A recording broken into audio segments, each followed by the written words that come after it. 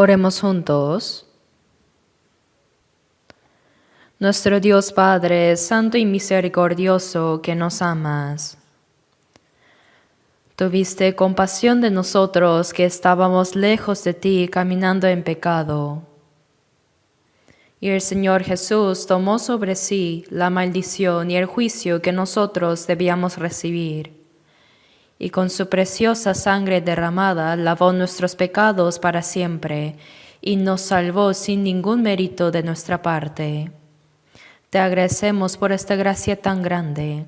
Ahora nosotros, los redimidos por la preciosa sangre del Señor, nos reunimos delante de ti para aprender tu palabra y tener comunión en esta santa congregación que está con el Señor. Te damos gracias por esto, Dios. En esta hora también pedimos que el Señor nos acompañe y nos cuide a cada uno de nosotros. Con la mano misericordiosa de Dios, sostén más a cada persona.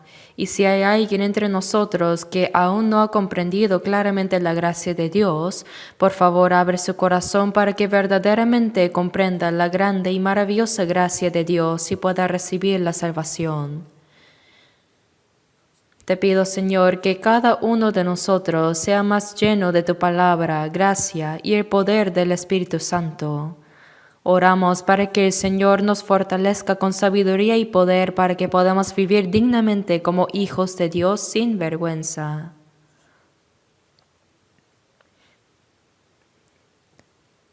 También a las muchas iglesias del mundo y a todos los hermanos que están guardando la fe y están predicando el Evangelio aún en medio de las dificultades, Señor, te ruego que los llenes más con tu gracia, palabra y el poder del Espíritu Santo, para que en cualquier circunstancia testifiquen valientemente el Evangelio del Señor para guiar a muchas almas perdidas delante de ti. Guíalos, Señor, para que sean salvos. Ahora también, Señor, te pido que estés en medio de nosotros. Enséñanos más lo que debemos hacer, porque aún somos muy débiles. Aún hay muchas cosas en nosotros que no son dignas ante los ojos de Dios. Por eso, Señor, con tu gracia, palabra y el poder del Espíritu Santo, te pido que nos sostengas más y haznos más perfectos para que podamos caminar sin vergüenza como hijos de Dios. Haznos personas dignas de recibir la alabanza, gloria y honor delante del Señor que vendrá pronto. Señor, que nos das la palabra necesaria según el tiempo adecuado y que nos enseñas el camino que debemos andar, en este momento también enséñanos más la santa voluntad de Dios que deseas manifestarnos y lo que debemos hacer y cómo debemos caminar. Todo esto hemos orado en el nombre de nuestro Señor Jesucristo. Amén. Busquemos juntos en la Biblia. Busquemos el Salmo 1, Salmo capítulo 1.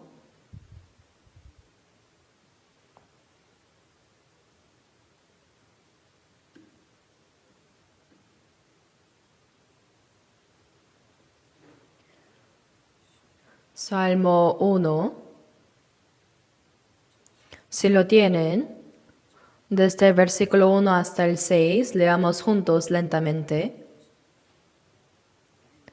Bienaventurado el varón que no anduvo en consejo de malos, ni estuvo en camino de pecadores, ni en silla de escarnecedores se ha sentado, sino que en la ley de Jehová está su delicia, y en su ley medita de día y de noche. Será como árbol plantado junto a corrientes de aguas, que da su fruto en su tiempo y su hoja no cae, y todo lo que hace prosperará. No así los malos, que son como el tamo que arrebata el viento. Por tanto, no se levantarán los malos en el juicio, ni los pecadores en la congregación de los justos, porque Jehová conoce el camino de los justos, mas la senda de los malos perecerá.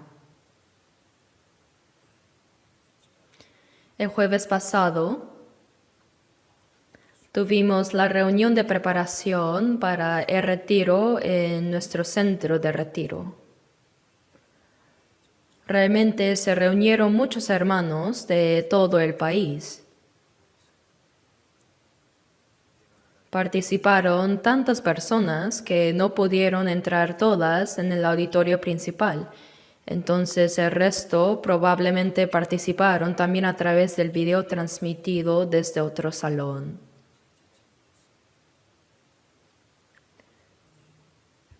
Cada año, el número de participantes en los retiros aumenta continuamente. Y creo que probablemente más personas reciben la salvación a través de los retiros. Por eso valoramos mucho nuestro centro de retiro. Y hasta ahora hemos trabajado diligentemente en su construcción, ¿verdad? Y ahora, como son muy insuficientes las instalaciones de hospedaje, acabamos de comenzar la construcción de 3 edificios de dormitorios. Ahora estamos en el proceso de mover la tierra. Y estimo que el periodo de construcción demorará unos 2 años. Cuando esos 3 edificios estén terminados, habrá aproximadamente 480 habitaciones más. Parece que será un poco más que las que tenemos actualmente.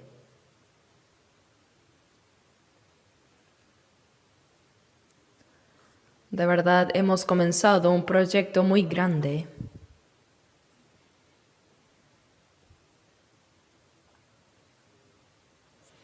Si incluimos todos los edificios auxiliares, el área de construcción será aproximadamente de 33.000 metros cuadrados. Y el costo de construcción, ya que estos costos han disparado últimamente, se estima que se superarán los 60.000 millones de wones para esta obra. Aún así, las iglesias de todo el país están participando juntas e impulsando esto. Agradecería si todos pudieran tener interés, orar juntos y participar de todo su corazón hasta que se complete esta gran obra.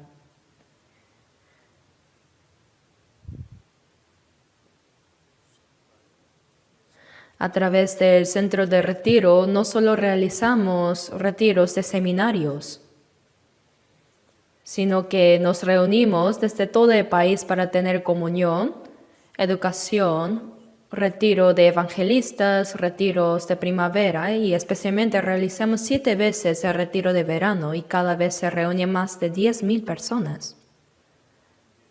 Además tenemos retiros de otoño y en los retiros de invierno los jóvenes se reúnen también en el centro de retiro. De diversas formas, el centro de retiro se usa de manera muy preciosa y pienso que si no lo hubiéramos tenido, nuestra iglesia habría sido muy diferente de lo que es ahora. A través del centro de retiro, las iglesias de todo el país llegan a tener un corazón unánime y juntas aprenden la palabra, predican y no solo predican en nuestro país, sino que cooperan diligentemente para la misión mundial. Lo están haciendo muy bien. Incluso ahora también nuestro centro de retiro es muy grande, pero una vez que se complete toda el área que se está construyendo, creo que por lo que sé, no habrá un centro de retiro más grande que el nuestro en todo el mundo. No es para comparar con otros, sino que lo hacemos por necesidad. Por eso tenemos que orar juntos y cooperar para esta obra. Realmente debemos hacer nuestro mejor esfuerzo para que más almas reciban la salvación en esta última oportunidad que nos dio el Señor antes de que Él regrese, ¿verdad?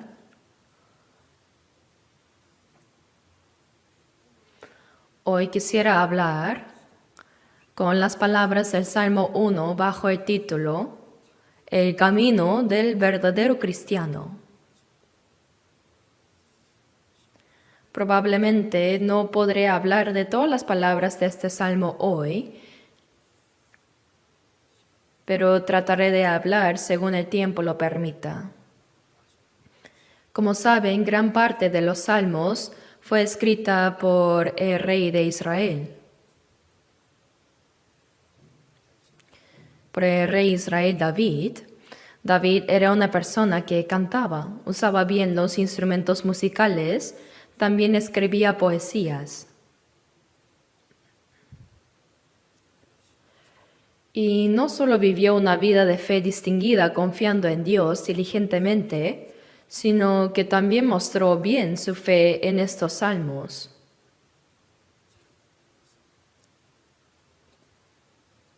En especial, el Salmo 1 creo que es representativo de todo el resto de los 150 capítulos de Salmos. Y creo que la mayoría del contenido de este libro fue escrito por el rey David.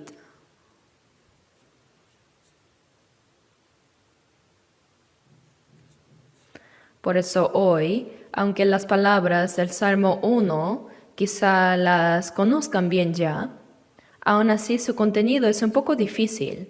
A primera vista es así. Por eso vamos a estudiar profundamente palabra por palabra y recibir juntos las enseñanzas de la palabra de Dios a través de este salmo. Primero vamos a ver versículo 1. En el capítulo 1, versículo 1 dice, bienaventurado el varón. ¿Quién sería esta persona bienaventurada? Esta bienaventuranza no es la que habla la gente del mundo. Los hombres consideran como bienaventuranza el ser ricos, sobresalir más que otros, vivir una vida lujosa, comer bien, vestirse bien y parecer lujosos ante los demás. Eso piensan. Sin embargo, la bienaventuranza de la que habla Dios, por supuesto, no es esa. Entonces, la persona bienaventurada, en una palabra, son los cristianos que han comprendido la gracia de Dios, han nacido de nuevo y han recibido la salvación. Ellos son los bienaventurados. A los cristianos, Dios los llama bienaventurados. Los capítulos 5, 6 y 7 de Mateo se llaman el Sermón del Monte. Son una larga palabra que Jesús habló en la montaña. Y en el capítulo 5, versículo 3, también habla sobre las personas bienaventuradas. Dice, bienaventurados los pobres en espíritu, porque de ellos es el reino de los cielos. Por otro lado, lo que la gente mundana considera bienaventuranza es completamente diferente. Ellos dicen que las personas ricas son las bienaventuradas, pero Jesús dijo que los pobres, especialmente los pobres de espíritu, son los bienaventurados.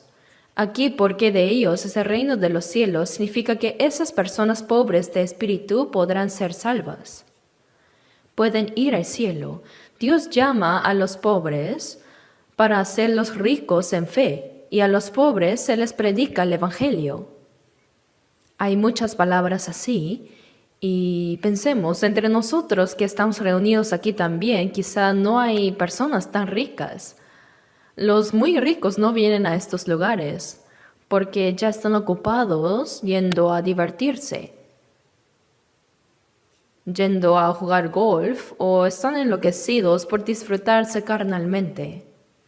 Es cierto, si la carne es rica, los hombres no piensan en el alma. Y si son ricos en este mundo, tampoco piensan en el problema del mundo venidero.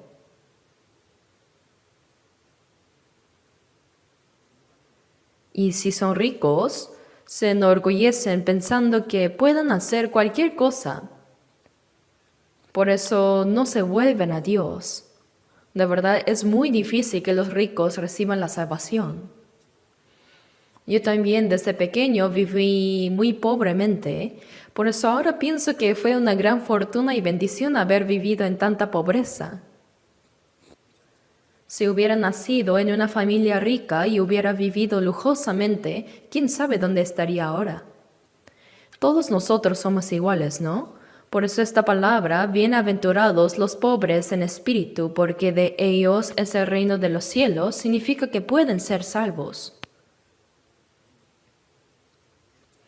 Y el versículo 4 dice, bienaventurados los que lloran, porque ellos recibirán consolación. No se refiere a las personas que lloran por las cosas carnales, sino por sus pecados. Para recibir la salvación, ser pobre materialmente significa sentir la vanidad de la vida, reconocer la vanidad de venir y de partir de este mundo con las manos vacías. Y otra cosa es que estamos en pecado apartados de Dios. Debemos saber llorar por el pecado. Por eso dice, bienaventurados los que lloran porque ellos recibirán consolación. ¿Por qué consolación? Una persona que ha cometido grandes pecados debía recibir el castigo eterno. Pero ¿qué mayor consolación podría haber que recibir el perdón de sus pecados? Por eso, bienaventurados los que lloran porque ellos recibirán la consolación, significa que comprenderán la gracia de Dios y recibirán el perdón de pecados.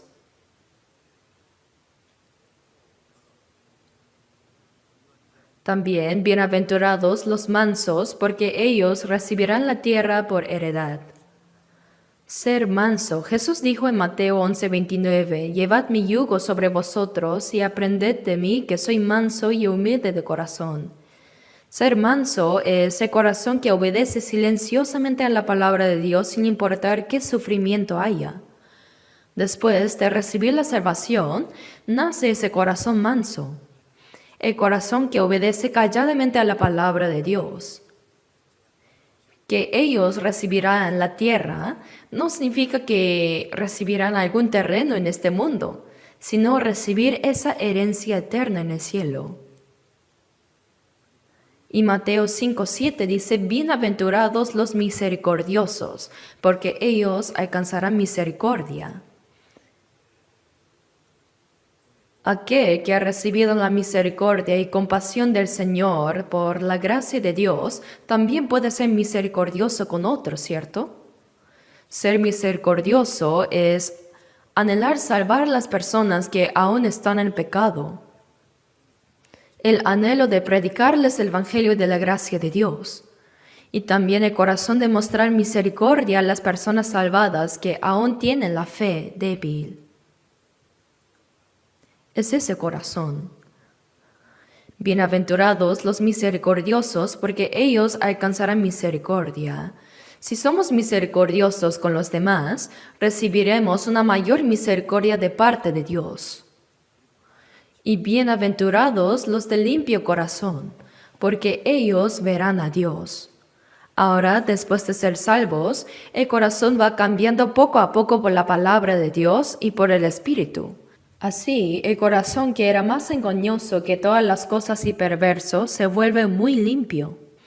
El corazón se vuelve puro, y con ese corazón puro verán a Dios, dice. Quiere decir que se abrirán nuestros ojos espirituales. Incluso, las personas que aprenden la Biblia, si tienen el corazón lleno de restricciones, no pueden ver la Biblia. Bienaventurados los de limpio corazón, porque ellos verán a Dios. Se refiere a comprender la verdad de Dios a través de esta palabra. Y bienaventurados los pacificadores, porque ellos serán llamados hijos de Dios. Ahora los salvos tienen paz con Dios, ¿no? Éramos enemigos de Dios hasta que se logró la reconciliación a través de la muerte de Jesús en la cruz. Las personas que han logrado la reconciliación con Dios no solo hacen el trabajo de pacificar, guiando a otras almas delante del Señor, sino que también es necesario que haya paz entre los mismos salvos. Hacer la paz es vaciar el corazón propio y aceptar a la otra parte. Para lograr la paz con Dios, los salvos no solo deben esforzarse entre ellos, sino también guiar a otros que aún no son salvos para que puedan tener esa misma paz con el Señor. En Colosenses 1:20 dice que Jesús hizo la paz mediante la sangre de su cruz, ¿verdad? La palabra dice que ellos serán llamados hijos de Dios. Nosotros que estábamos lejos de Dios, caminando en pecado, recibimos la salvación y se logró la paz con Dios, la paz entre los salvos. Eso es la iglesia. Por eso, una evidencia clara de haber recibido la salvación es que ahora se logra la armonía entre los salvos. Sin embargo, hay personas que dicen que son salvos, pero que no se llevan bien y les gusta reunirse con otros salvos. Eso está un poco mal, ¿no? Mateo 12:30. En este pasaje, Jesús dijo: el que conmigo no recoge, desparrama. Todos nosotros nos habíamos apartado de Dios, cada uno por su camino, pero Dios nos reunió en Cristo, ¿no? El que conmigo no recoge, desparrama. En Efesios 4:3 dice: solícitos en guardar la unidad del Espíritu, para que la iglesia sea una. Pero los que desparraman eso son los que van contra esta obra que el Señor está haciendo. Algunas personas no logran armonía incluso entre los hermanos salvos. Hay algunos que tienen una postura, opinión y voluntad muy fuerte que juzgan incondicionalmente a otros, pero de verdad no debemos ser así. Debemos tener un corazón más amplio. Y Mateo 5:10 dice: bienaventurados los que padecen persecución por causa de la justicia, porque de ellos es el reino de los cielos. Al principio, en el versículo 3, apareció el primer reino de los cielos, y ahora, después de mencionar las 7 bienaventuranzas, aquellos que han recibido estas 7 bienaventuranzas reciben también la persecución mientras viven en esta tierra. Como el Señor fue perseguido, los salvos que reciben persecución por la justicia, por vivir según la voluntad del Señor, son bienaventurados, porque de ellos es el reino de los cielos. Por eso Mateo 5 se llama las 8 bienaventuranzas. Pero en el Salmo 1 solo dice: bienaventurado el varón. Pero creo que las personas bienaventuranzas no solo han recibido la salvación, sino que también incluyen el carácter de los cristianos salvados que Jesús habló en Mateo 5. Los bienaventurados son los cristianos que han comprendido la gracia de Dios y han recibido la salvación. No hay nadie que haya recibido mayor bendición que aquellos que recibieron el perdón de sus pecados por la gracia de Dios, ¿cierto? No hay bendición más grande que recibir la salvación eterna y tener la esperanza segura de ir al cielo eterno, ¿verdad? En los himnos que cantamos en Navidad dice: al mundo paz nació Jesús, para darnos bendición, para darnos bendición. ¿Qué bendición vino a darnos? Siempre piensan en bendiciones carnales. Dicen que si creen en Jesús serán benditos. Por eso ahora mucha gente cree en el Señor. Pero en el proceso de creer, desean tanto recibir las bendiciones carnales.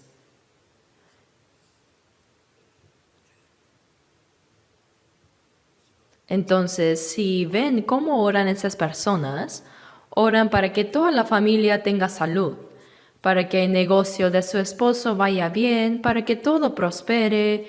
Esperan las bendiciones que la gente del mundo desea. Sin embargo, las bendiciones de los salvos, por supuesto, no son esas. Si esas cosas fueran bendiciones, entonces Jesús, quien vino a este mundo, vivió de la manera más pobre. Él fue concebido en el cuerpo de una virgen y como no había lugar donde nacer, nació en un establo de animales, en un pesebre de animales. Y creció durante 30 años como hijo de un carpintero pobre. Y durante 3 años y medio de ministerio público, no tuvo donde recostar la cabeza y lo único que tenía Jesús como realmente suyo era la cruz. ¡Cuán pobre era! Y el apóstol Pablo, que siguió más de cerca al Señor, antes de que él conociera a Cristo, fue una persona que alcanzó el más alto aprendizaje en la escuela de Gamaliel. Era fariseo de fariseos. También nació de la tribu de Benjamín, de donde salió el primer rey de Israel. Y también puso su nombre, Saulo, como el primer rey.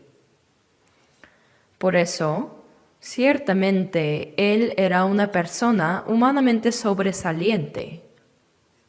Era muy sobresaliente, era judío y al mismo tiempo tenía la ciudadanía romana.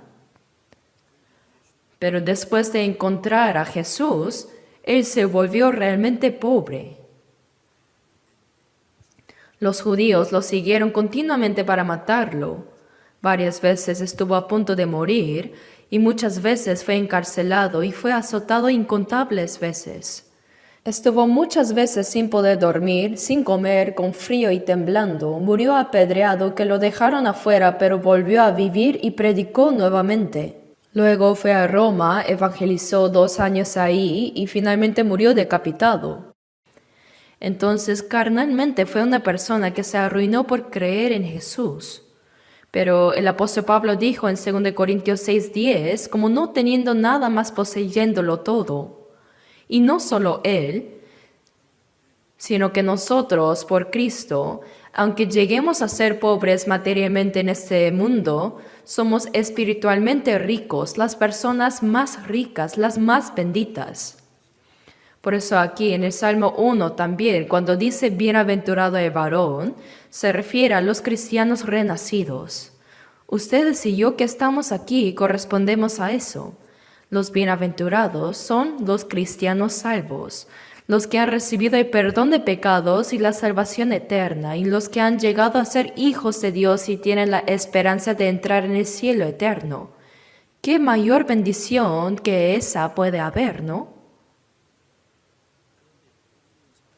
Pero aquí, ahora se explica cómo debe vivir el bienaventurado, el cristiano renacido. En simples palabras, la persona bienaventurada no anda en consejo de malos, ¿verdad? Dice, no anduve en consejo de malos, no lo sigue. ¿Quiénes son los malos? En la Biblia, el ser más malvado es el diablo, ¿no? En Isaías 14:12 vemos que el arcángel Lucifer, con 1/3 de todos los ángeles que le pertenecían, desafió a Dios. Quiso llegar a ser como Dios y por eso fue expulsado de la presencia de Dios. Y en Mateo 25:41 dice, apartaos de mí, malditos, al fuego eterno preparado para el diablo y sus ángeles. Satanás y el diablo se refieren al mismo ser. Y junto con él fueron expulsados también sus ángeles, 1/3 de los ángeles, el diablo y sus ángeles. Ellos son los ángeles expulsados. Dice aquí que preparó el infierno eterno para ellos. Pero no es que cayeron al infierno directamente, sino que aunque su destino ya está decidido, Dios los soltó por un poco de tiempo. ¿Por qué? Para usarlos. En Proverbios 16:4 vemos que dice: todas las cosas ha hecho Jehová para sí mismo, y aún al impío para el día malo. Realmente Dios usa apropiadamente todas las cosas que están en este mundo, pero que también use al impío, eso es un poco difícil de entender, ¿no? También usa al diablo. ¿Y cómo lo usará?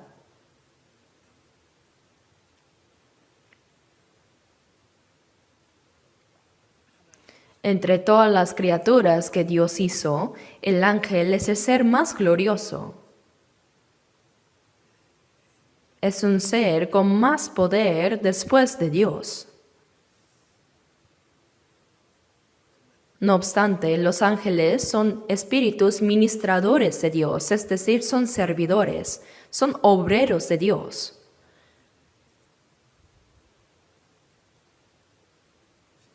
El ángel jamás puede llegar a ser hijo de Dios. Tampoco puede ser la esposa de Cristo. Además, Jesús no murió en la cruz por los ángeles caídos. No les perdona sus pecados.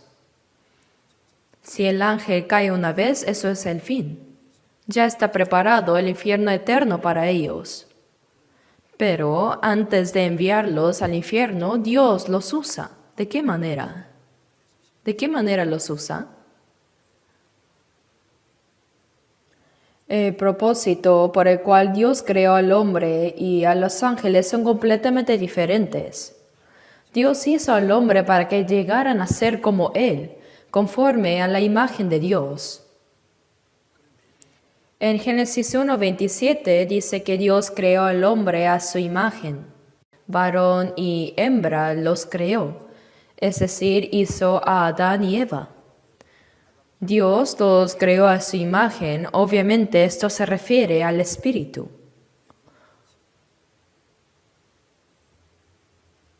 Dios los hizo a su imagen, pero ¿qué pasó en el huerto de Edén? Para llegar a ser como Dios,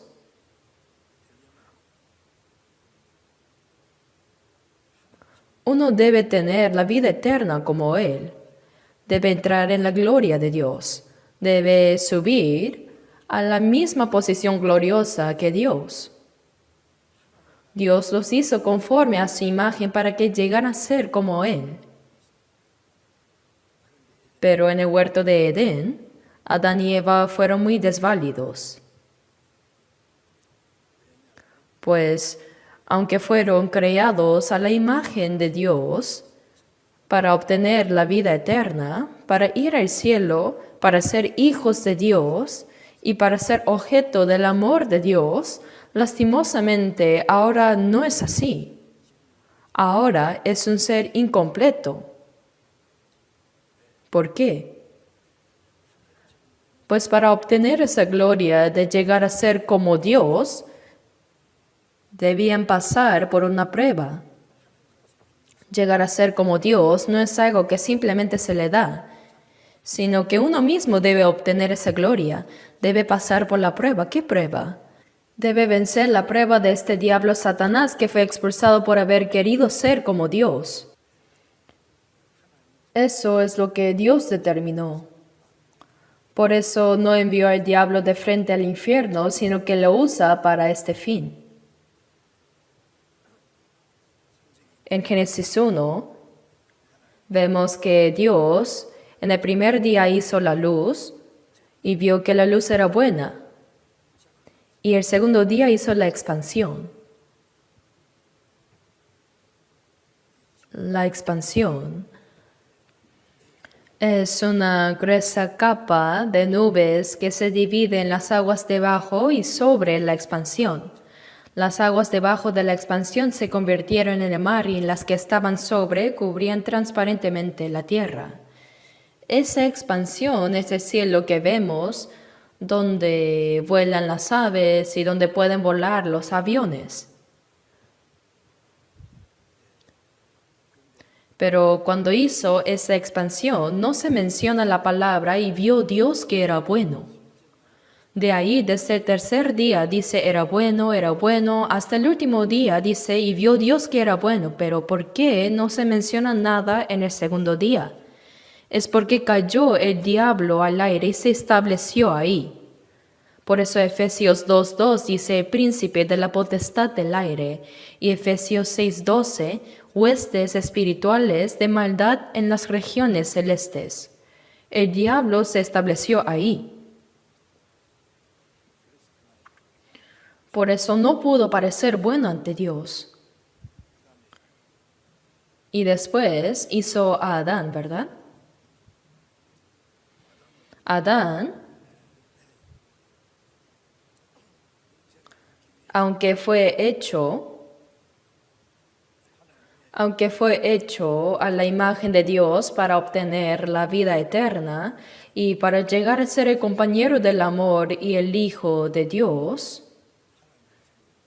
todavía era un ser incompleto. Todavía era incompleto, pues debía pasar por una prueba.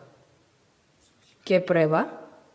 Debía vencer la prueba de este diablo Satanás que fue expulsado por haber querido llegar a ser como Dios. Solo así podía ser como Dios. Para este propósito, Dios soltó al diablo. Aunque no era visible a los ojos de Adán, Dios veía al diablo en el huerto del Edén. Satanás fue expulsado por haber querido ser como Dios, pero ahora, como iba a dar esa posición que él tanto anhelaba al hombre, cuán enfurecido habría estado. Por eso estaba al acecho para apartar al hombre de Dios, para llevarlo al lugar donde él iría, al infierno. Por eso estaba acechando. Y Dios le dio al diablo una manera para probar a Adán. Dios lo permitió. El diablo tampoco puede hacer nada sin el permiso de Dios. Dios le dejó probar a Adán. ¿Y en qué consistía esa prueba? En el huerto del Edén estaba el árbol de la vida y el árbol de la ciencia del bien y del mal, ¿no? Si uno come del árbol de la vida, vive para siempre, llega a ser como Dios. Por el contrario, si come del árbol de la ciencia del bien y del mal, muere. Es expulsado de la presencia de Dios y va al infierno, así como el diablo. Entonces, en el huerto del Edén, el hombre creado a la imagen de Dios fue puesto en prueba entre Dios y el diablo. Podía obedecer la palabra de Dios o traicionar la palabra de su Creador y escuchar al diablo.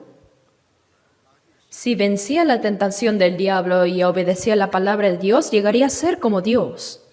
Mientras que si desobedecía y aceptaba la mentira del diablo, llegaría a ser como el diablo e iría al infierno con él.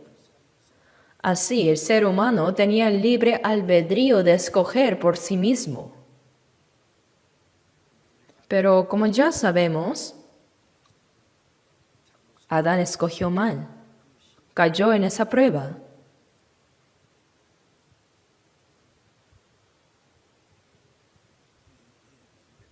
Pero los bienaventurados, o sea, los salvos, ya no andan en consejo de malos. Este malo se refiere primeramente al diablo. En la oración que el Señor enseñó en Mateo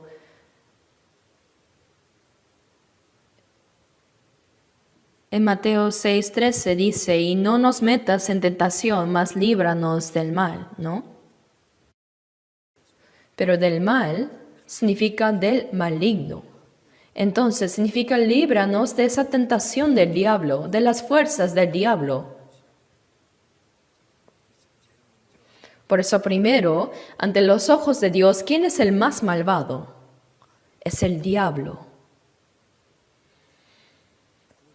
Los cristianos salvos ahora ya no deben caer en esa tentación del diablo. No deben seguir al diablo. No deben seguir el consejo de los malos, el engaño de Satanás, ¿no? Es engaño, no hay que caer en ello. Pero el hombre, como Adán desobedeció y cayó, todas las personas nacidas en Adán son pecadores desde su nacimiento. Se cortó la comunicación con Dios.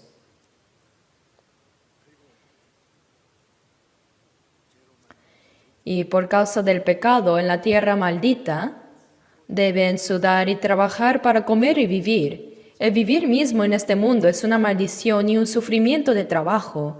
A la mujer le dio el dolor de concebir y con dolor dará a luz sus hijos.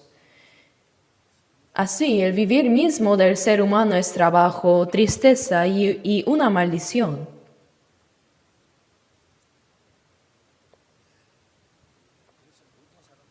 Por eso todas las personas desde el inicio nacen como pecadores en Adán y heredan directamente esa naturaleza corrompida.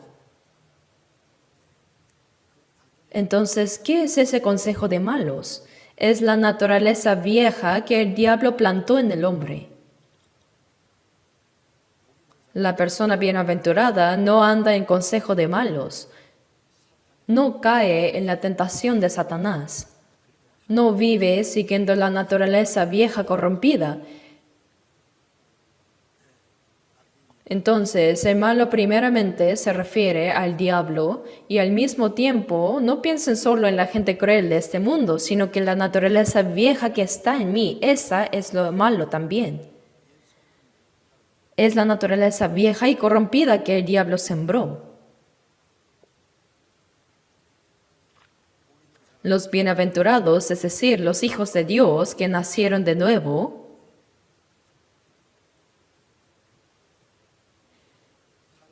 ya no deben vivir siguiendo los deseos de la carne corrompida, sino siguiendo al Espíritu Santo ahora.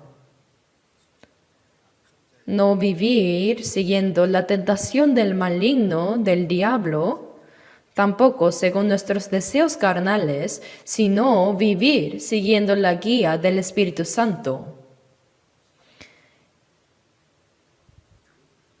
Ese consejo de malos es la naturaleza vieja que Satanás sembró en nosotros y al mismo tiempo es la astucia malvada del hombre.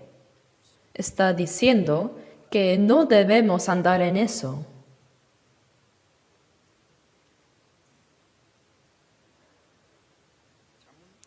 Proverbios 1:10 dice, Hijo mío, si los pecadores te quisieren engañar, no consientas. Hijo mío, no sigas el consejo de los malvados. No lo sigas, está diciendo eso. Nosotros, los salvos, somos hijos de Dios, ¿verdad? Pero dice que no sigamos el consejo de los pecadores. Aunque seamos salvos, aún queda esa naturaleza vieja. Sería bueno si desapareciera por completo, pero a través de la palabra y el Espíritu vamos siendo transformados poco a poco. Ser transformado significa que la naturaleza vieja gradualmente desaparece. Y en mí, la naturaleza de Cristo, la divinidad de Dios, poco a poco se va formando. Sí, el corazón cambia. Por eso, aunque sean salvos, si aún no han crecido en la fe, tienen esa naturaleza, la disposición de pecar. Eso es el consejo de malos. ¿Me dejo entender? ¿Dónde está el consejo de malos? En mí. No señalen solo al diablo allá, ni piensen solo en los malvados de este mundo, sino que la naturaleza vieja que está en nosotros, esa es el consejo de malos. Hermanos, no debemos seguir ni comportarnos según el consejo de malos. La persona salva ahora debe vivir siguiendo al Espíritu Santo, siguiendo la palabra de Dios. Y no según esa naturaleza vieja, esa naturaleza pecaminosa caída que Satanás dio.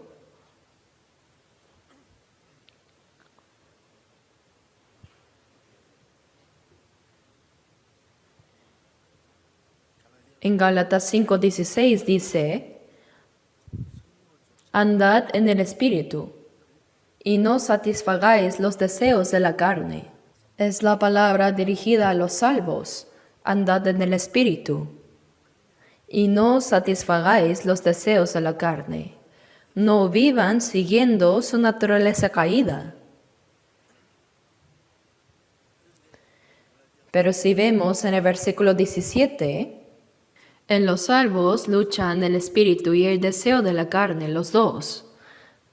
Los deseos de la carne aún quedan y son contrarios al del espíritu y se oponen. Contrario significa opuesto. En inglés se dice against. De todos modos se oponen, se resisten. El deseo de la carne se opone al espíritu y el deseo del espíritu a los de la carne. Dice, y estos se oponen entre sí para que no hagáis lo que quisierais. Un salvo ahora, a través de la palabra, sabe cuál es la voluntad de Dios, aprende. Tiene el deseo ardiente de hacer la voluntad de Dios, ese corazón que le da el Espíritu. Pero como todavía queda la naturaleza vieja, ésta se opone al deseo del Espíritu, se resiste. Cuando la persona salva aprende la palabra, dice, sí, gracias. Debo vivir conforme a la palabra de Dios. Debo vivir conforme a la voluntad del Señor, que siempre se cumpla su voluntad. Tiene ese corazón, si no lo tuviera sería mentira. Algo estaría mal. Pero la cuestión es si realmente vive siguiendo la palabra de Dios o no. Después de terminar la palabra, y al salir por la puerta del salón principal, ese corazón que tenía cuando escuchaba la palabra, ese corazón que quería obedecer a Dios, poco a poco desaparece. Y bajando las escaleras, piensa, ¿acaso sí o sí debo obedecer? Bueno, yo tengo mis circunstancias y vivo conforme a la palabra, habrá sufrimientos y dificultades. Y así sale afuera. Y alguien pasa vestido con ropa elegante y piensa, wow, qué bonito. De ahí pasa un auto nuevo y lujoso. Dice, qué chévere.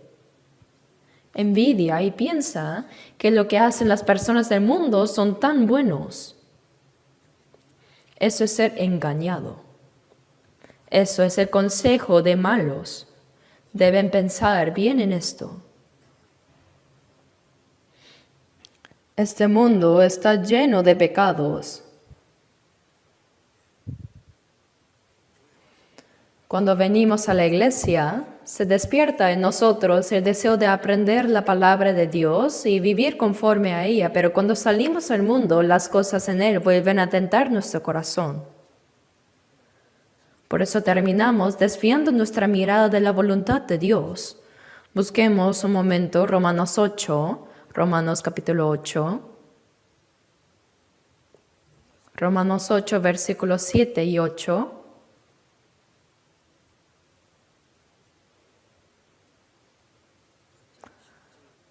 Romanos 8, versículos 7 y 8. Leamos juntos. Por cuanto los designios de la carne son enemistad contra Dios, porque no se sujetan a la ley de Dios, ni tampoco pueden, y los que viven según la carne no pueden agradar a Dios. Los designios, es decir, los pensamientos de la carne son enemistad contra Dios. Incluso los salvos aún conservan pensamientos carnales. Ese viejo carácter que no ha sido transformado. El pensamiento carnal es enemigo de Dios.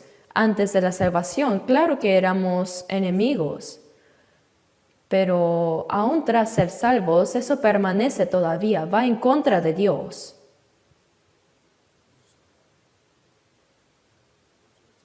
Por eso en Mateo 10:36 dice que los enemigos del hombre serán los de su casa. También dentro de mí hay un enemigo, que es la parte que no quiere obedecer a la palabra de Dios. Como es enemigo de Dios, no se sujeta a la ley de Dios ni tampoco puede, dice. La carne no quiere someterse a la ley de Dios. Siempre está el otro pensamiento de ¿realmente tengo que vivir conforme a su palabra? La carne no se somete a la ley de Dios, por eso debe ser transformado. Hasta que haya un cambio, la carne y el Espíritu Santo dentro de nosotros están en una constante lucha. Por eso los que viven según la carne no pueden agradar a Dios. Aunque hayan sido salvos, si aún viven arrastrados por la carne, no pueden agradar a Dios. La carne tiene un corazón que se opone a Dios. Debemos tener en cuenta que en nosotros todavía queda ese viejo carácter que puede ser utilizado por el diablo. Ahora veamos Romanos 8, versículos 13 y 14. Leamos juntos. Porque si vivís conforme a la carne, moriréis. Mas si por el Espíritu hacéis morir las obras de la carne, viviréis. Porque todos los que son guiados por el Espíritu de Dios, estos son hijos de Dios. Si vivís conforme a la carne, moriréis. Esta es una expresión muy radical, ¿no? Una persona que dice haber recibido la salvación, si vive conforme a los deseos de la carne, no solo morirá su cuerpo, sino que su alma podría ir al infierno eternamente, y eso podría ser prueba de que no fue salvo en realidad.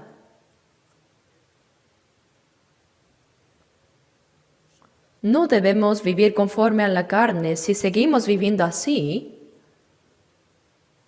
incluso una persona salva pero cuya fe aún no ha madurado, vivirá vacilando entre seguir la carne o seguir al Espíritu Santo, pero poco a poco debe ir transformándose. ¿Hasta cuándo van a seguir así? Pero si una persona que dice que es salva vive como alguien que no es salvo, es decir, si vive conforme a la carne, la expresión moriréis significa que irá al infierno sin falta.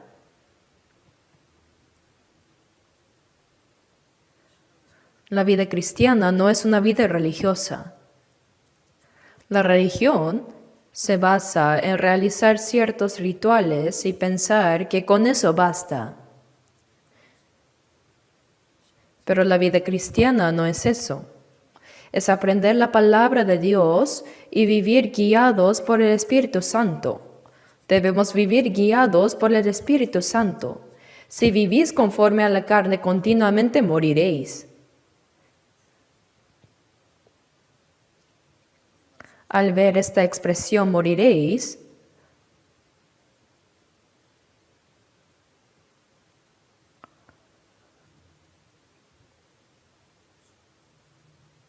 realmente es una palabra aterradora. Es muy temible. Pensándolo bien,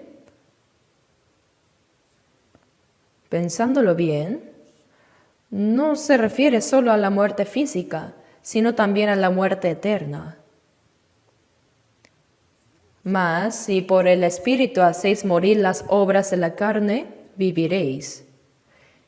El cristiano debe, por el Espíritu Santo, hacer morir las obras de la carne, debe vencer. ¿Hasta cuándo vamos a seguir viviendo conforme a la carne? Debemos examinarnos a nosotros mismos. Decimos que somos salvos, que somos cristianos. Decimos que hace años fuimos salvos. Y en la iglesia nos llamamos hermanos y hermanas. Y en la iglesia vivimos como corresponde a los salvos, pero en nuestra vida diaria no vivimos guiados por el Espíritu Santo, sino conforme a la carne.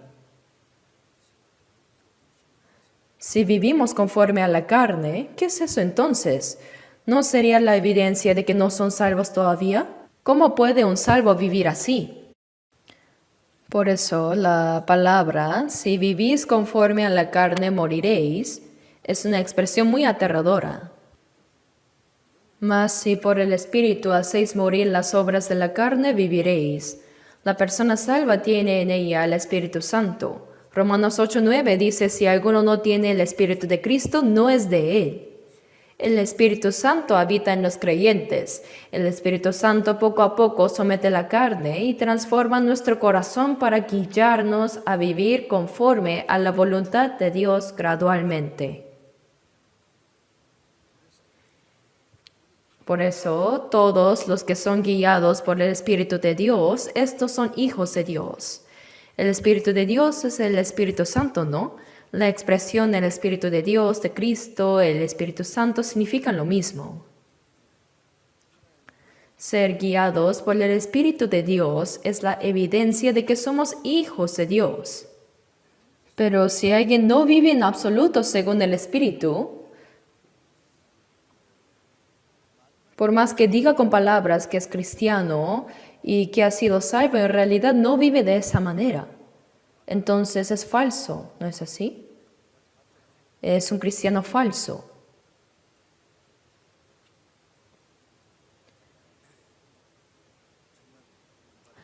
Aquí se explica bien sobre cómo debe vivir un salvo, un cristiano, si es que realmente es bienaventurado. Bienaventurado el varón que no anduvo en consejo de malos, el consejo de malos.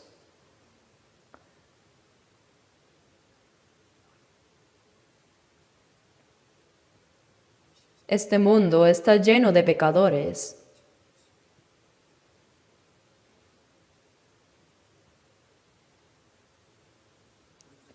En 1 Corintios 15:33 dice, no erréis. Las malas conversaciones corrompen las buenas costumbres. Se dice que si conoces a los amigos de una persona, puedes conocer cómo es ella. Si nos acercamos a personas que son verdaderamente cristianos y llevan una fe firme, llegamos a parecernos a ellos. Pero si nos sigue gustando estar más con los amigos del mundo que los hermanos en Cristo, quiere decir que su dirección espiritual está allá con ellos. Debemos alejarnos de las malas conversaciones. Debemos ser tajantes.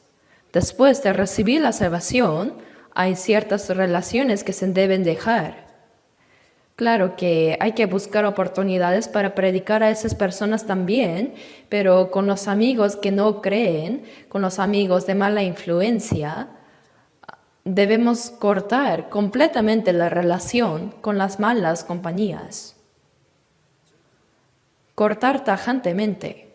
De lo contrario, como dice la Biblia, las malas conversaciones corrompen las buenas costumbres, nos harán tropezar en nuestra vida cristiana. Por eso la Biblia dice que no nos dejemos engañar.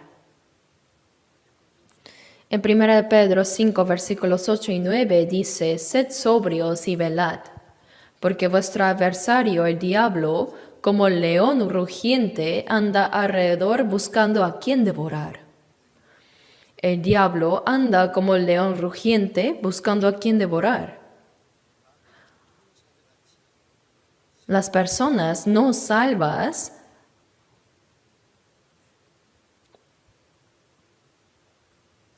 las que viven conforme a la carne, es como si ya estuvieran dentro del vientre del diablo.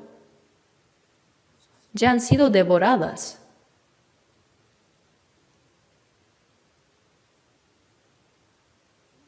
El diablo, como león rugiente, busca a quien devorar. Aunque no puede quitar la salvación a los salvos, sí puede arruinar su vida cristiana. Hay que tener eso bien en claro. Entonces, Si un salvo fracasa en su vida cristiana y vive como si no fuera salvo, bueno, algunos dirían es salvo, solo que es carnal. Pero no sé, habría que ver si realmente es salvo o no. Hay que ver.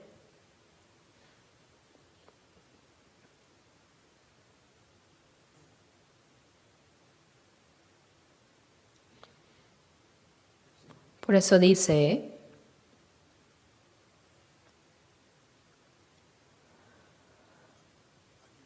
no anduvo en consejo de malos, ni estuvo en camino de pecadores. El camino de los pecadores. Hay un camino por el que andan los pecadores.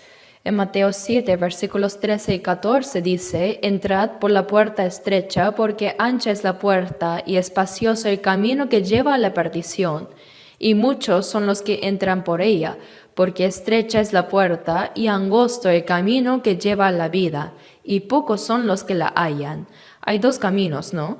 La puerta que lleva a la perdición es ancha y su camino espacioso, y muchos van por ahí, mientras que la puerta que lleva a la vida es estrecha y su camino angosto, difícil, y pocos la hallan. Antes, yo pensaba que este pasaje distinguía entre los creyentes y los incrédulos.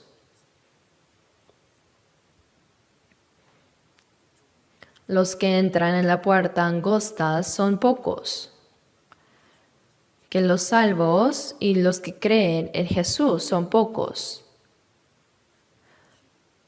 Y muchos van por el camino ancho porque su puerta es ancha y espacioso el camino. En sí, no está mal esa interpretación, es válida, pero al mirar más profundamente este pasaje, no está simplemente dividiendo a los creyentes e incrédulos, sino que incluso entre los creyentes hay dos tipos de personas. Más adelante, Mateo 7:21 dice, no todo el que me dice Señor, Señor entrará en el reino de los cielos, sino el que hace la voluntad de mi Padre que está en los cielos. El que dice Señor, Señor es un creyente. Sería maravilloso si todos los que dicen Señor, Señor entraran al cielo, pero dice claramente que no todo el que dice eso entrará. Incluso dice que algunos profetizaron en su nombre, echaron fuera demonios y realizaron muchos milagros. Pero el Señor les respondió, nunca os conocí, apartados de mí, hacedores de maldad. Esto quiere decir que uno puede actuar como profeta, pastor, evangelista, misionero, incluso doctor en teología, incluso sin haber recibido la salvación. Puede ser diácono, anciano o pastor.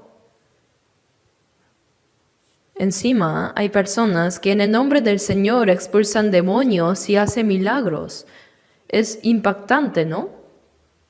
Pero el Señor dijo muy claramente, nunca os conocí, apartaos de mí, hacedores de maldad. El diablo también se disfraza como ángel de luz. Se presenta de una manera muy similar. Por eso, si analizamos bien este pasaje, veremos que la enseñanza sobre la puerta estrecha y la ancha no se trata simplemente de distinguir entre creyentes e incrédulos, sino que muestra que incluso entre los creyentes hay dos tipos de personas. Por ejemplo, Caín y Abel, ambos ofrecieron sacrificios, ¿verdad? Sin embargo, Dios aceptó el sacrificio de Abel y no el de Caín. Ambos adoraron a Dios. Ambos fueron diligentes en sus ofrendas.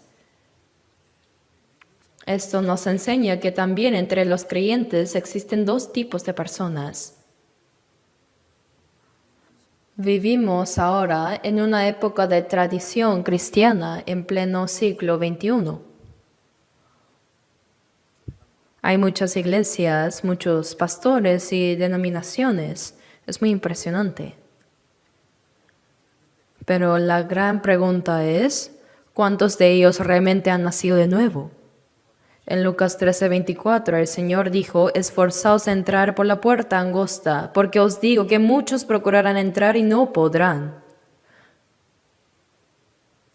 Los que procuran entrar son los que creen y desean ir al cielo. Pero, aunque desean entrar, muchos no lo logran. Muchos procurarán entrar y no podrán, dice. Luego continúa diciendo que una vez que la puerta del cielo se cierra, desde afuera clamarán: Señor, Señor, ábrenos. Y él responderá: no sé de dónde sois. ¿Cómo que no nos conoces? Delante de ti hemos comido y bebido, estuvimos cerca de ti, aprendimos de ti, tú enseñaste en nuestras plazas.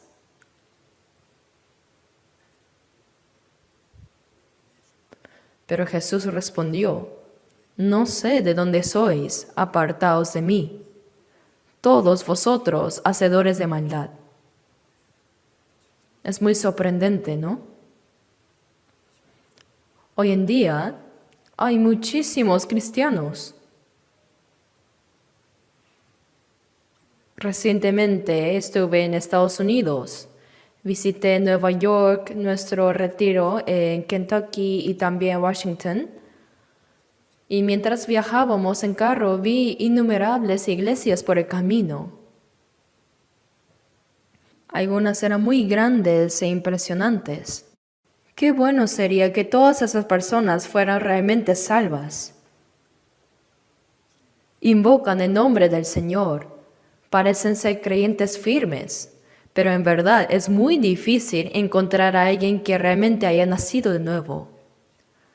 Al decir esto, algunos pensarán que es una afirmación exagerada, pero el mismo Señor dijo en Lucas 12:32, no temáis, manada pequeña, porque a vuestro Padre le ha placido daros el reino. Él no dijo manada grande, sino manada pequeña. Son muy pocos.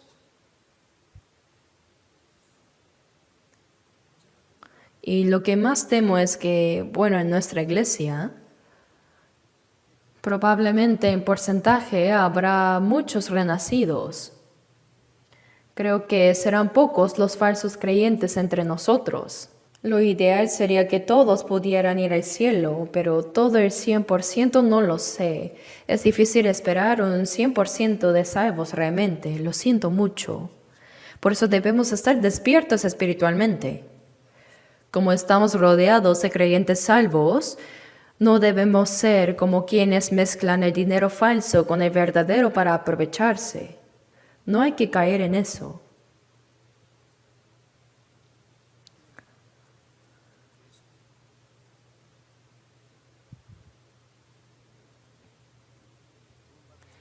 Dice que los salvos habitan en la congregación de los justos y que esta congregación de los justos es la iglesia, son los salvos.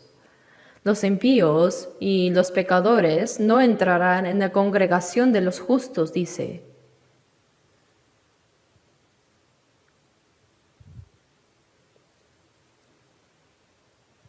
Quienes han sido salvos por la abundante gracia de Dios, los cristianos salvos, están dentro de ese grupo santo, la congregación de los justos. No andan con los que practican la maldad. No están en la congregación de los impíos. Congregación se refiere a una multitud. En Isaías 53:6 dice: todos nosotros nos descarriamos como ovejas, cada cual se apartó por su camino. Dios es el pastor y nosotros las ovejas. Pero una oveja que se aleja del pastor no le sigue a él, sino que va por su propio camino. Así que como ovejas descarriadas, tomamos caminos errados, viviendo según nuestro propio egoísmo y deseos. Y si se sigue por ese camino hasta el final, el destino es el infierno. Por eso, en Hechos 1:25, después de que Judas vendiera a Jesús por 30 piezas de plata y se suicidara, los 12 discípulos se reunieron para escoger a otro apóstol para ocupar su lugar. Tenían que escoger a uno. En la oración que ellos hicieron, dijeron, cayó Judas por transgresión para irse a su propio lugar. Si uno va hasta el final, a su propio lugar, el destino será el infierno.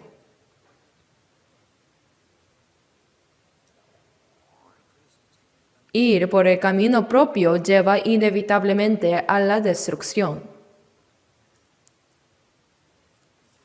Por eso, ahora debemos seguir el camino que Dios ha establecido. Hebreos capítulo 10, versículo 20 dice que este camino es un camino nuevo y vivo que Él abrió a través del velo, esto es, de su carne. ¿Entienden qué quiere decir esto? Cuando Jesús murió en la cruz, el velo del templo en Jerusalén se rasgó de arriba abajo así. ¿Qué era el velo? El velo separaba el lugar santo del lugar santísimo. El lugar santísimo era donde habitaba Dios, el lugar más sagrado. Y en el otro lado, en el lugar santo, estaban los que servían. Los israelíes, en el día de la expiación, el 10 del mes séptimo, llevaban la sangre de animales como corderos, cabras o becerros, entraban al lugar santísimo, rociaban la sangre para expiar sus pecados del año, oraban y salían, luego esperaban hasta el próximo día de expiación. Pero cuando Jesús murió, el velo se rasgó de arriba abajo, lo cual significa que ya no hay barrera entre Dios y el hombre. Dice, camino nuevo y vivo que Él abrió a través del velo, esto es, de su carne. Cuando el cuerpo físico de Jesús fue entregado, el velo se rompió. La enemistad se quebró. Cuando Jesús estaba en la cruz, lo atravesaron con una lanza en el costado y de su corazón brotaron sangre y agua. En ese momento se abrió la puerta del cielo. Se derribó el muro que separaba al hombre de Dios. Entonces, el velo se refiere al cuerpo de Jesús. A través de su muerte física, Jesús abrió un camino nuevo y vivo hacia Dios. Y en el Salmos 23:3 dice, confortará mi alma, me guiará por sendas de justicia por amor de su nombre. Confortar el alma es darnos la salvación, ¿no? Y luego dice que nos guía por sendas de justicia por amor de su nombre. A los salvos Dios los guía por caminos de justicia. Así que bienaventurado el varón que no anduvo en consejo de malos, ni estuvo en camino de pecadores, ni en silla de escarnecedores se ha sentado. ¿Quiénes son los escarnecedores? Son los orgullosos que rechazan la palabra de Dios. Incluso un salvo puede convertirse en escarnecedor si, a pesar de conocer la palabra de Dios, dice, sé lo que dice, pero no puedo vivir así yo. No quiero. ¿Qué es eso? Es arrogancia y desobediencia. ¿No es así? Debemos obedecer la palabra de Dios. Filipenses 2:8 dice que Jesús se hizo obediente hasta la muerte y muerte de cruz. Y Mateo 11:29 dice que Jesús fue manso y humilde de corazón, y según Isaías 53:7 fue como cordero, fue llevado al matadero, y como oveja delante de sus trasquiladores enmudeció y no abrió su boca. Eso es ser manso. Los salvos, sin importar la aflicción y dificultad, obedecen silenciosamente. Esa es la mansedumbre. Por eso, un escarnecedor es alguien que conoce la palabra de Dios, pero no la pone en práctica, y vive según su propio deseo. Eso es ser soberbio y ser escarnecedor. No debemos sentarnos en silla de escarnecedores, debemos levantarnos de ahí, ¿cierto? A veces se nos llama arrogantes y desobedientes porque, conociendo la palabra, no la practicamos. Entonces no debemos permanecer en ese lugar, sino levantarnos y volvernos a Dios.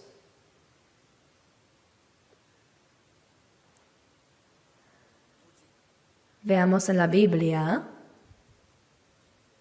busquemos juntos, Salmos 1.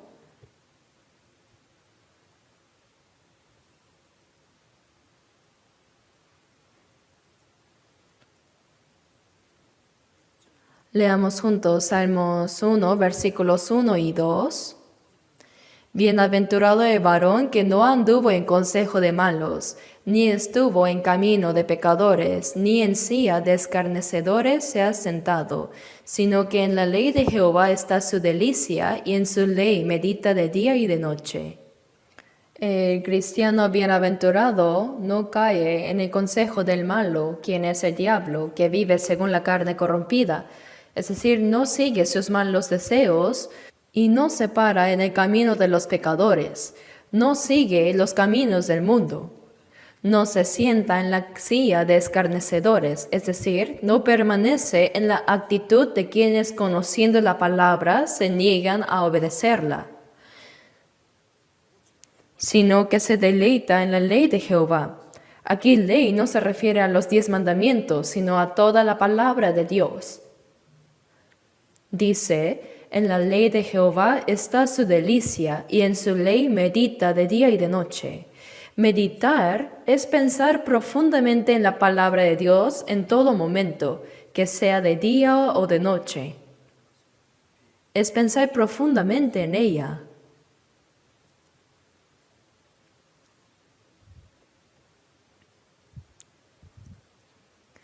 Realmente, ¿cuánto nos deleitamos en la palabra de Dios? En Salmo 119, versículos 15 y 16 dice, en tus mandamientos meditaré, consideraré tus caminos, me regocijaré en tus estatutos, no me olvidaré de tus palabras. En tus mandamientos meditaré, consideraré tus caminos, me regocijaré en tus estatutos, no me olvidaré de tus palabras. Amar aprender la palabra de Dios, amar leerla, oírla, memorizarla y practicarla. ¿De verdad lo disfrutamos así?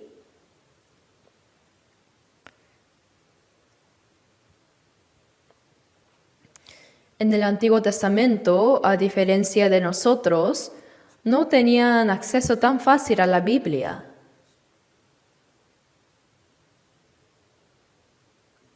Pero ahora tenemos el privilegio de aprender tanto el Antiguo como el Nuevo Testamento y vivir en obediencia a la palabra. Es una bendición muy grande, pero si con todo ese conocimiento no actuamos, no sirve de nada. Meditar significa pensar profundamente. Comparar mi vida con la palabra y vivir conforme a ella. Proverbios 3:6 dice, reconócelo en todos tus caminos y Él enderezará tus veredas. Reconocer a Dios en todos nuestros caminos es reflejarnos en la palabra y vivir según su palabra. Eso es reconocerlo. Si no lo hacemos, no lo estamos reconociendo. Si decimos, la Biblia dice eso, pero no quiero vivir así, entonces eso no es reconocer a Dios.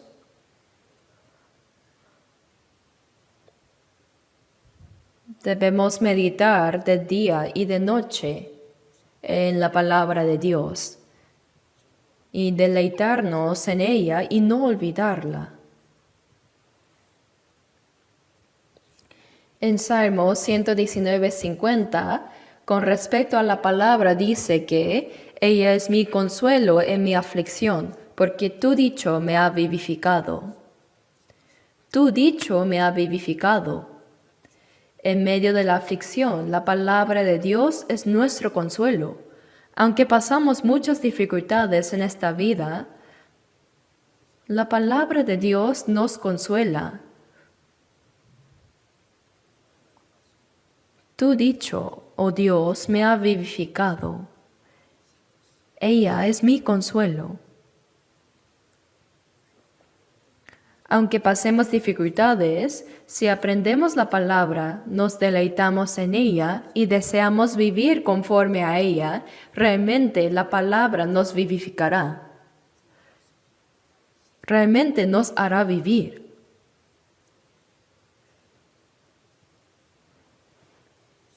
Veamos otro pasaje, Salmo 119. Salmo 119.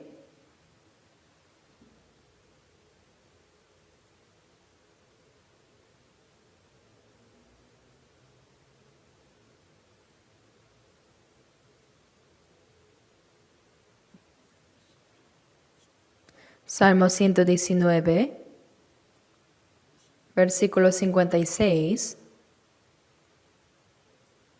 56, leamos juntos. Estas bendiciones tuve porque guardé tus mandamientos. Pensémoslo bien. Estas bendiciones tuve porque guardé tus mandamientos. Algunos piensan que sus posesiones materiales son su verdadero patrimonio y bendición.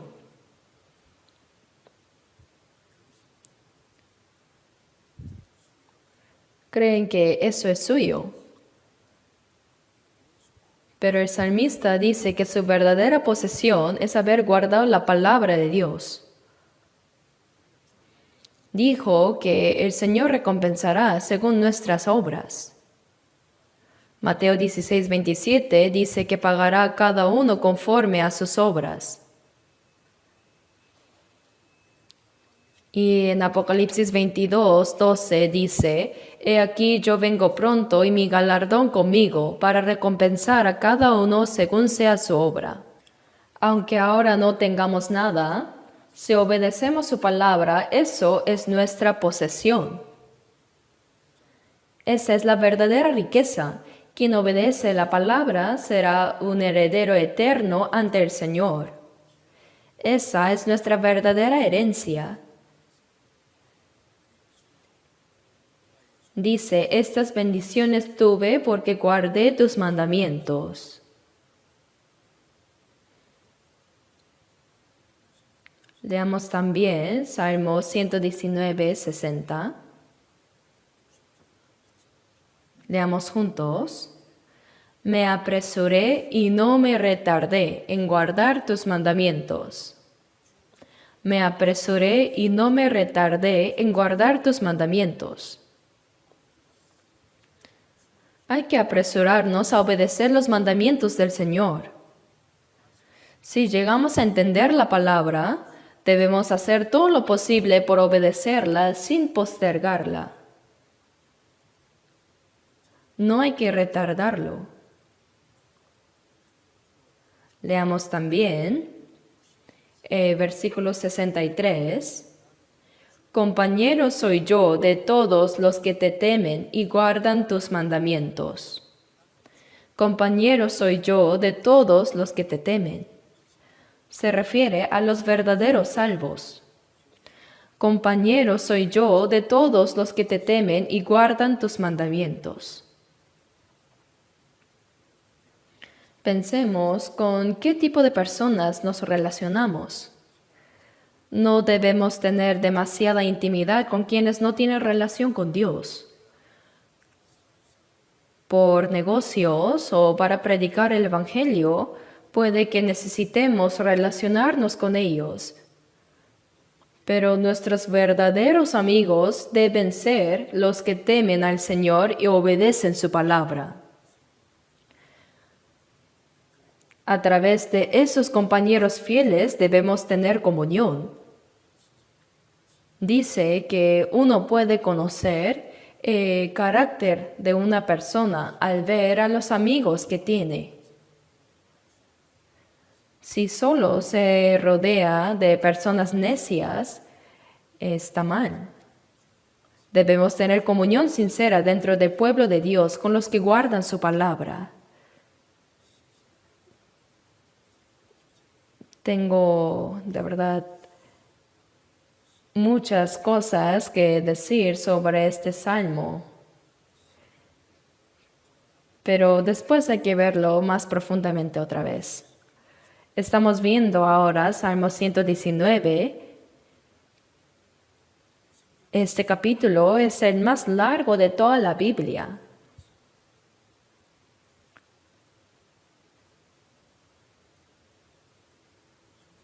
Es un capítulo que tiene 176 versículos. Es extenso, pero está al centro de la Biblia. Por eso cuando tengan tiempo, lean detenidamente Salmo 119.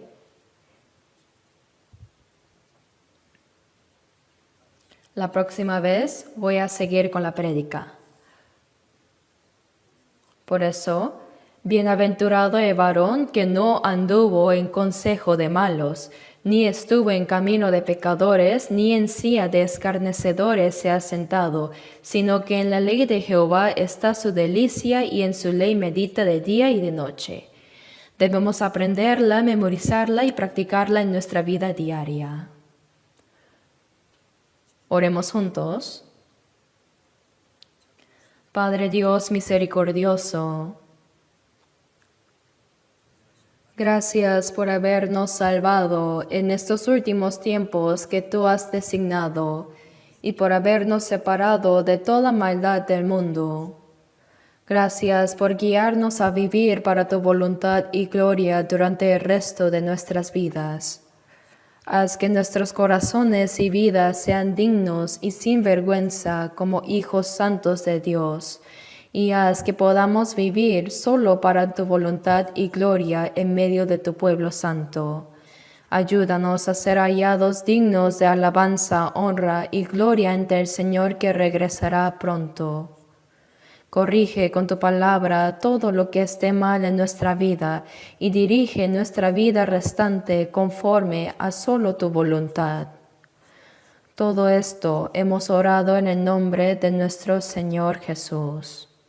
Amén.